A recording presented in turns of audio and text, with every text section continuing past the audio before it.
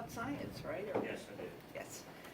He's a member of St. Francis Xavier Church, which includes the Newtowne Manor House. He served as chairperson of the St. Francis Xavier's 350th anniversary in 2012, which, you know, in the United States, that's a long time. And he's currently the chairperson of the Friends of Newtowne Manor, a group who are concerned about the restoration of the Manor House. So George, it's your show. So you can see your. It's only that I had 20 minutes to talk about it, so this is going to be like a steamship round at a buffet line, something for everybody to get you going. So I'm going to talk about the priest house at Newtowne Manor. And the term manor is kind of loosely, because it's not really a true manor as defined when Lord Baltimore came. I have to say Lord Baltimore because people sometimes refer to him as Lord Calvert. It was Leonard Calvert. Lord Calvert is the whiskey. Okay, so it's Lord Baltimore. So we're going to talk about the Manor House. This is a picture of the church and the Manor House taken from St. Clement's Bay. Okay, and some spellings. These are the various spellings you will see concerning Newtown, Breton Bay, so forth along the line that's come down. So you'll see them interchange. Acknowledge all these people have given me things over the years, so I always like to acknowledge the people going from there. So how did Newtowne Manor begin? Well, it was one of the earlier colonial plantations set up along the Potomac River. And this plantation down in the corner is St. Thomas Manor up at Chapel Point in Charles County. Here's Mulberry Fields in 1750, and here is Newtowne in 1789 building. So you can see there they were doing it. So the river was the highway. So they had the plantations along. Now I didn't show the Virginia side because we don't talk about the Virginians. We talk about what's on the Maryland side. So these are all along the river. That was the highway. The people who first owned Newtowne Manor are William and Temperance Breton. They were portrayers, reenactors that are 350th. That's Frank and Pat Greenwell. Many of you might know about Frank Greenwell. Frank Greenwell was raised in Buena Vista, in the little White House out in front. Okay, his uncle was Dr. Greenwell, going there. Frank's other claim to fame is that he is the taxidermist who worked on the big elephant up at the Smithsonian. Okay, but you will see them at Sollery quite a bit reenacting. So this is what we assume that William and Temperance Breton looked like back in 1640. Okay. This was political positions held by William Breton. He was a mister. He wasn't a common person. He had some power. He was clerk of the assembly, clerk of the council, a juror, so forth. So he was quite prominent at the time. And he also was a very good Catholic. This is the piece of land that we're talking about, Newtowne. He received this little piece here appropriately first, and then got this piece here. And what happened was back then, when you came over and brought people with you, you got land from Lord Baltimore. So he was granted land to it. The more people you got, the bigger piece of land you got. Okay? So as you can see there, there's approximately 850 acres that he received as his grant. There's looking at a different way with some modern things associated with it. We have Medley's Neck, Breton Bay, St. Clement's Island, so forth. Then there's a aerial photograph of some of the things you can't see quite well, but this is the Newtowne Neck area here. It's between Breton Bay and St. Clement's Bay, sticking out here. Very interesting. This little piece of land right across from Newtowne Neck, which was founded by Catholics. This little piece of land here is down around Nuns Oak, so forth. It's called Protestant Point. Very interesting that we have Catholic Church on the other side and Protestant Point on the other side. This is a picture of William Breton's house in 1640. Okay? We have no idea what it looked like. We have no idea where it was. Okay? But he had a house. Okay, now, 1650, notice the little red dots represent homes around the Brenton Bay area, noticing what's happening there, starting to see a lot of homes being put out and so forth. 1660, notice what happened there. More homes coming in. Okay. So at that point, the Jesuits stepped in 1668 and bought it from William Brenton for 40,000 pounds of tobacco, which is about $1,700. Okay. Now, why does that make sense to them? Well, they were originally down here at St. Indigo's, down before St. Mary's City, and they were up here at St. Thomas Manor, which is in Chapel Point. If you notice Newtowne, what is it? Remember, this is the highway here. It's a day's sail from here to here, and from here to there. So it's halfway. So we had an increase of people. They had to go either down here to St. Indigo's, the church, or up here, so they decided to come in here. So it's kind of along the point there. So we have Newtowne started. So that's in 1668. 1720, the Jesuits built a new Manor House. Again, we don't know what it looks like, but we know where it is. Okay. So this 1720 Manor House was mentioned in Edwin Beissel's Jesuit Missions of St. Mary's. It was used as a hospital, as a recovery place during the Revolutionary War. In the 18th century, it was used as a library, one of the first libraries in colonial Maryland. And currently, the books that were there in 1880, are now up at Georgetown University. So it had a very prominent place along the way. This is the remains of what we have is the Manor House. We found, archaeologists back in 1940 found the remains of the 1720 Manor House. Okay? This is where it is. It's approximately 10 feet in front of the current Manor House. Okay? So this is the one 1721 here, and here's the 1789 one here. So they built this one here, okay, and so forth. And this is the church here. Now, the church was built 1731. Right? So this was here, and we assume it was used as a chapel house. Okay.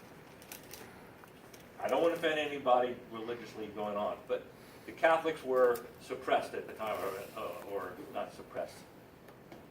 Were not allowed to hold public office. So, but they could have their services in a house. So they would have a chapel house. So they could have the chapel inside the house and still have religious services going on. But they couldn't have anything ornate or showing what was a church. And they really couldn't have a church. This is colonial America. We were ruled by who? England. The Church of England is what? The Anglican Church. That was the only allowed church. Everybody else had to have chapels. So you will see things down St. Mary's City, Chapel Field, Chapel Point, because they were all chapels. Okay? So we have records, excuse me, of this house here of having church related items, candlesticks, chalices, ciboriums there. So we know that they did that. And this is what it looked like after the excavation. It was a brick building, had a central passage, and it had fireplaces in every of the floors here. It was down 1720, but now we also just recently, in the last couple of months, we found some documentation referencing a 1717 transfer of titles, which mentions this house and all of the things inside. So the date may be earlier. Okay. Jesuits were very smart. They knew they couldn't own or put land, so they would sell that land by deed to a citizen, a non-priest, and have it under their name. Because if it was under their name, they could be seized. So the Jesuits were pretty smart, so you will see movement of lands by the Jesuits back and forth between priests and regular parishioners so that they would skirt the law. We think it somehow might have been destroyed due to the Revolutionary War. We don't know. We know the British were down there, but there's no evidence to show about it. So coming along, In the 1798, the Manor House was built in 1789. The 1798 U.S. tax census says it was described as a 32-foot by 50-foot building with a hip roof, with brick as a building material, and there were 7 outbuildings around the main house. That's not outhouses, that's outbuildings. Okay? So the Manor House, built in 1789, basically is a Georgian-style house. It has 5 bays, so you see the 5 windows there. It has a large central hallway, and then there are 4 rooms on each side. Notice, the rooms are not the same size. It's offshoot on each side, okay? This acts like a chimney, big wide hall. This is where all the Jesuits did all their business, in the hallway. They didn't let people go in the other thing. This room here is the library room, and we'll show that. And notice, this black part here are fireplaces. There are 9 fireplaces in the Manor House. Okay, 1 for each room. So this is how the first floor looks up and how they set up. This is the first floor. That's the hallway looking into it. If you go in and see that point, you can see the steps going upward. Oops. This is the library room. And we assume this because of the bookcases being present there. And that's how it looked there pointed. And this is how we looked at it. It would look like going and decorated it for Christmas one year. And this was a representation of what a architect back in 1984, they were talking about redoing the Manor House, would have the Manor House look like. We would have that. This photo here, this corner, was taken in the 1950s by Charles Fenwick. So we now have a good idea of what it looked like back then. But again, this is what the southwest first floor room, which is the library room, as we call it. This is the northwest room on the first floor, which served the 20th century kitchen. The original kitchen was in the basement. But later in the 20th century, they added electricity and some things to it. So this was the modern kitchen. Those of you might know have heard of Susie Delahaye. This Susie, this is where her kitchen was upstairs in her last years there. She was there from like 1934 to 1984.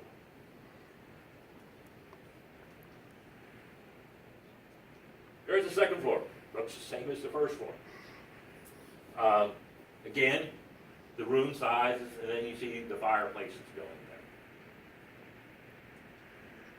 This is the floor plan of the basement. And this was the original kitchen down here. The big kitchen fireplace there. And then door going to the outside, and these were storerooms down here along the way. Okay. Now this room's interesting. This door here has bars on the window. Now, we don't know what that is, but speculation was probably it was a storeroom, letting air coming in. There's another story out there that was possibility where the enslaved people stayed. We don't know.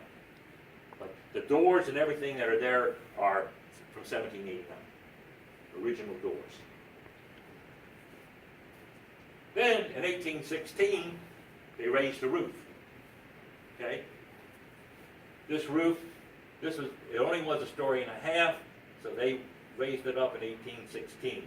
And then this is what it looked like at that time. This is the a drawing from the earliest photograph of the church, which was 1888 by the Jesuits. So now we see what the Manor House has and what it looks like today somewhat. Okay? And of course, the ISH from the Jesuits indicating that that was their property. So we put the third floor on. And basically they made it 2 big rooms, but on the one side they divided up. So it's the same, very plain. It was a very plain house. It was not an ornate plantation house that we see down in the south. Very plain. Remember, the Jesuits took a vow of poverty. This is a picture of the attic. You can see the beams in there that were used to help support it. Those are the original beams. They're all hand-hewed. The floor beams in there are 12 by 12.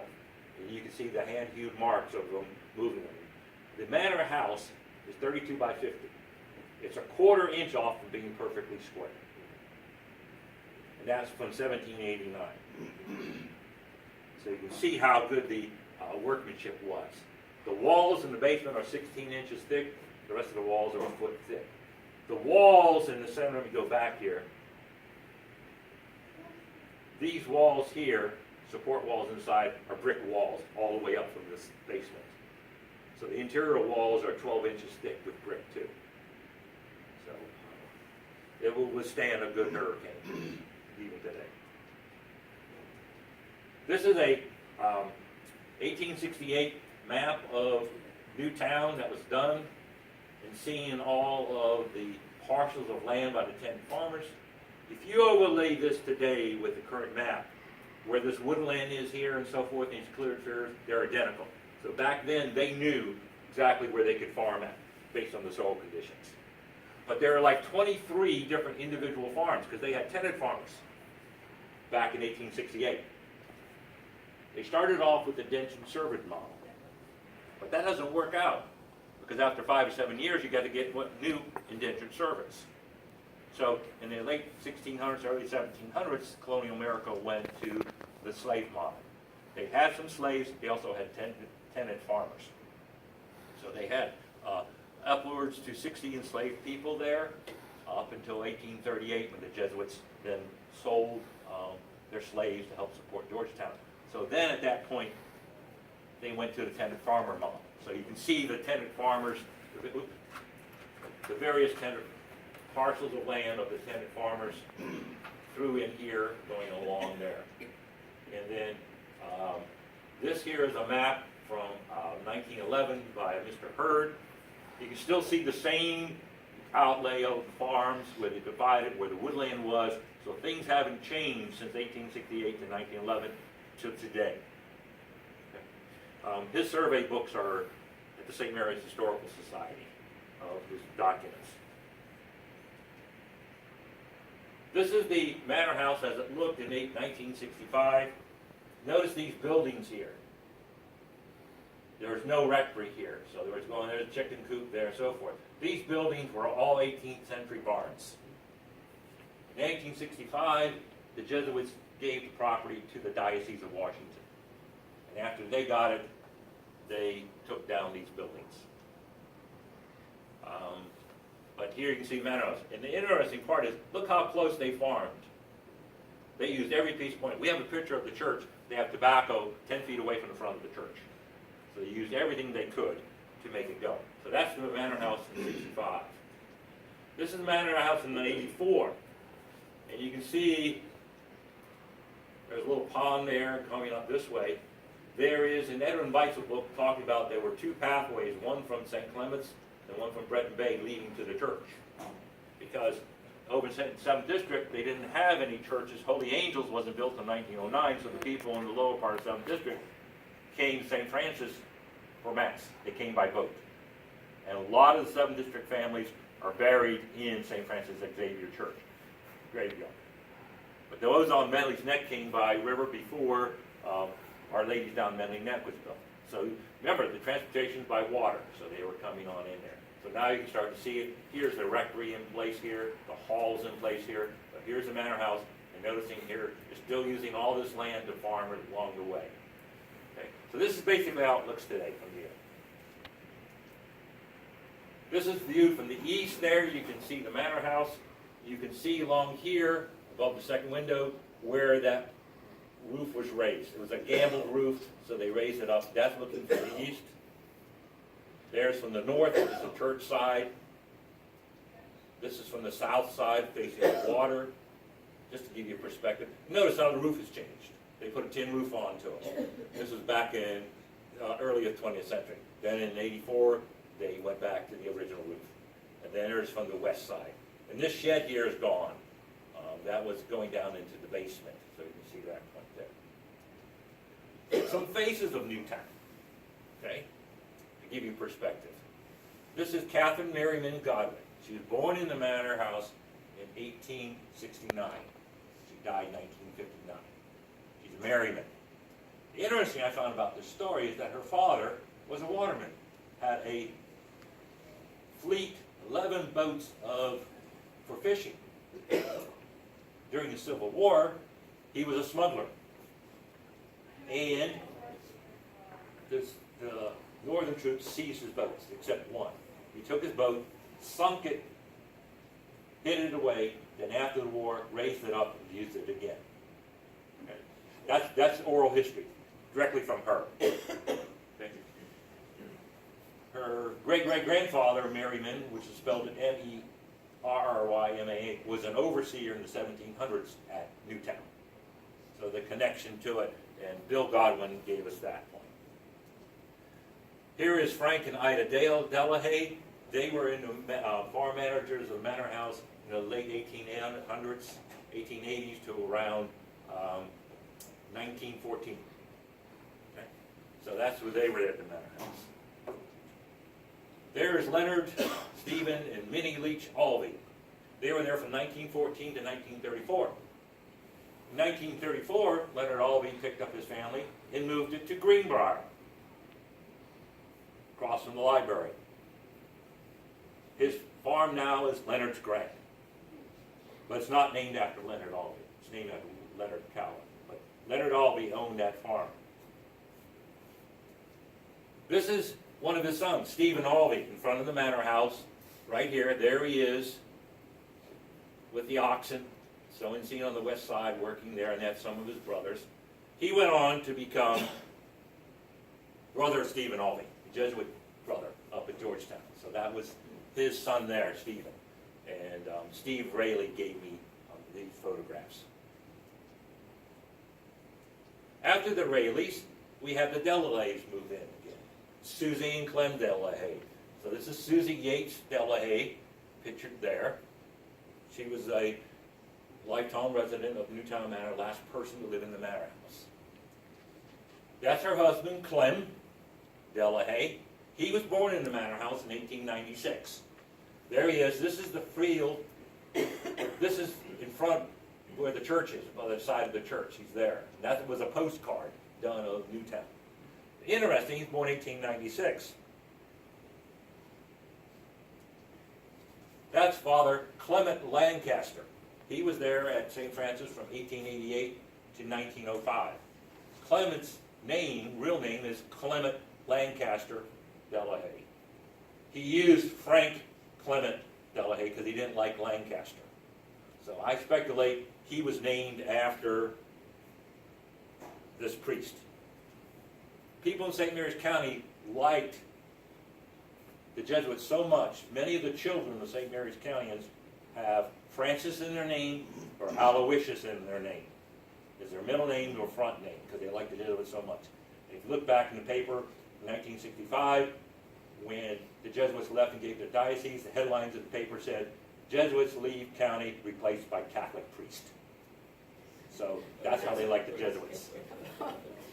And George, this always happens to us. We love the history programs and we never have enough time at each meeting. Sure. So we certainly would be willing to invite you back to finish the story. We had that before. Sure. But can we, one question, just one. Anybody? Well, you guys are good, because this is fascinating. I'll ask a question. Can you tour the Manor House? Or is Not it right now, the okay. diocese is turned out. Okay, and this is, of course, Newtowne Neck is one of the county's newest state parks. So it's open to the public, and not this building, but certainly you can go close to it and see it. One last two pictures. Yes, really awesome. This is Judge Delahaye. Some of you may remember him. He was born in the Manor House. The last person born in the Manor House, Tom Delahaye. Okay? So that's it for point. I have brochures and flyers up there. Come this May. It's on the pilgrimage tour for the garden tour. We'll go from there. Yes, sir. Okay.